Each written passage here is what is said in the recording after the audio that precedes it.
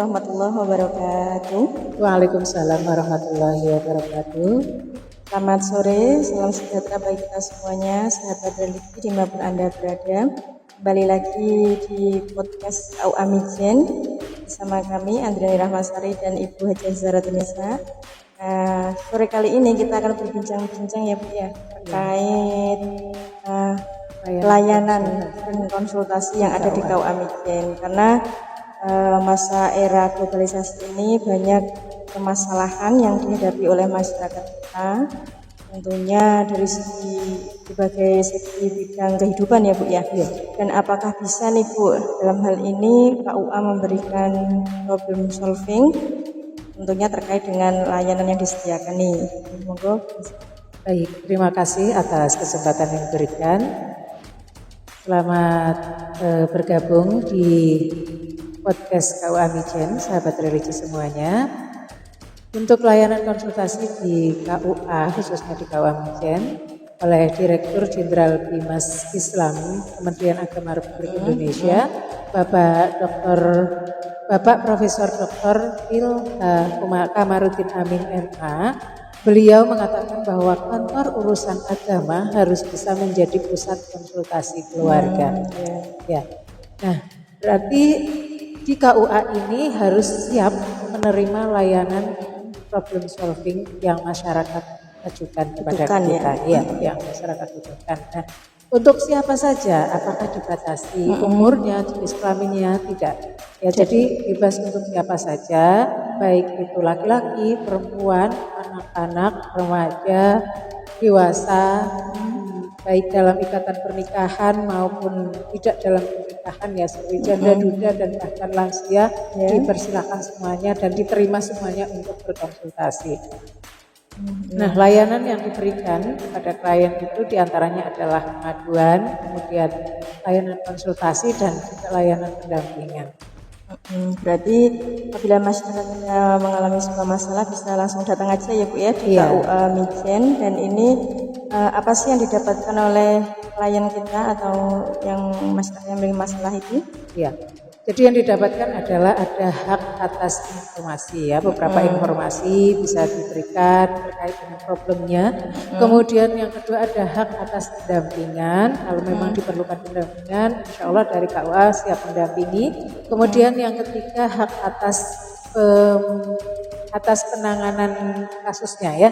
Jadi penanganan kasusnya ini juga mungkin bisa dilanjutkan atau tidak. Kemudian yang keempat adalah hak atas perlakuan yang sama, tidak ada diskriminasi ya, tidak membeda-bedakan ya. Kemudian yang kelima, hak untuk melanjutkan penanganan kasus atau tidak. Kalau misalnya dirasa sudah cukup ya Bu, saya segini aja, saya sudah kasih aja ya berarti sudah. Tapi kalau memang masih belum ya dia akan melanjutkan ya, insya Allah kita bisa membantunya. Oke, berarti nah terus untuk prosedur dan persyaratannya apa saja nih Bu?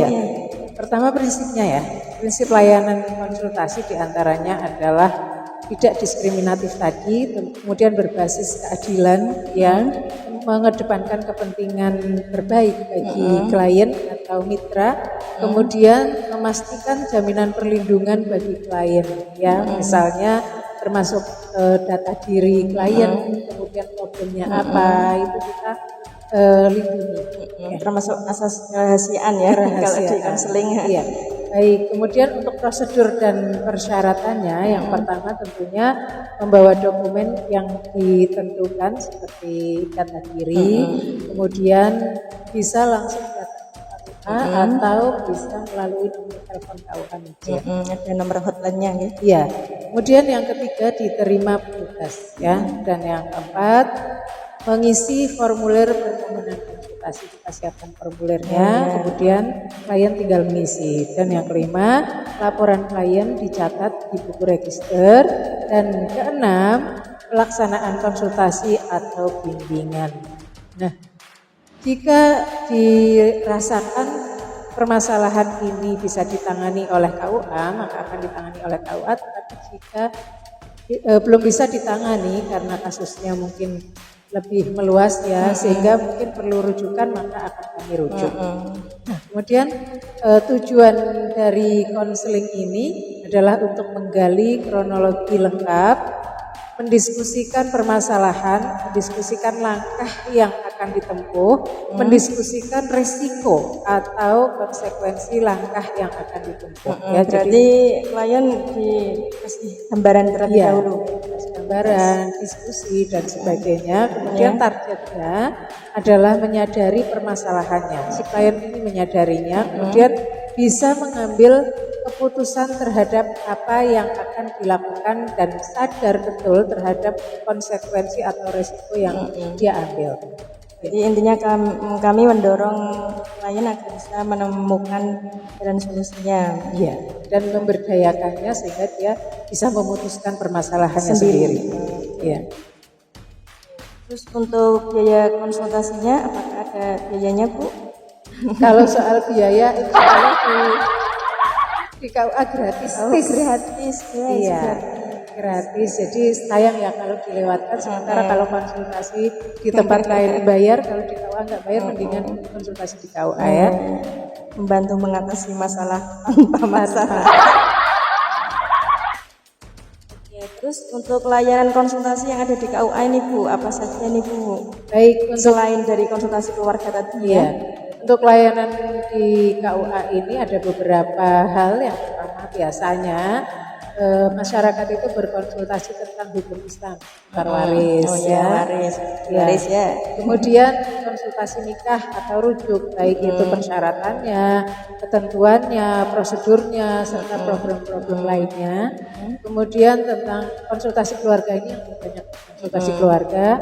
Jadi mungkin ada biasanya ada perselingkuhan, KDRT atau problem anak dan seterusnya. Ini biasanya mereka datang ke KUA. Kemudian ada konsultasi wakaf juga ini. Ya, jadi wakaf ini baik tentang wakifnya, nadirnya, saksinya maupun tanah yang akan diwakafkannya. Kemudian ada lagi konsultasi tentang lembaga-lembaga agama seperti masjid, kemudian mushola, TPI, madin, dan bahkan majelis taklim, baik tentang prosedurnya, persyaratannya maupun hal lain yang ada di sekitar masyarakat yang terkait dengan lembaga keagamaan. Oke, mungkin itu gambaran secara umum ya, Bu, terkait dengan layanan konsultasi yang ada di KUA Mijen. Nanti akan kita kupas tuntas dari masing-masing konsultasi ini di podcast selanjutnya ya, Bu. Baik. Ya, terima kasih buat Jazair Indonesia atas waktunya. Sama-sama. Ya, kita berjumpa kembali di podcast selanjutnya. Sekian, wassalamualaikum warahmatullahi wabarakatuh.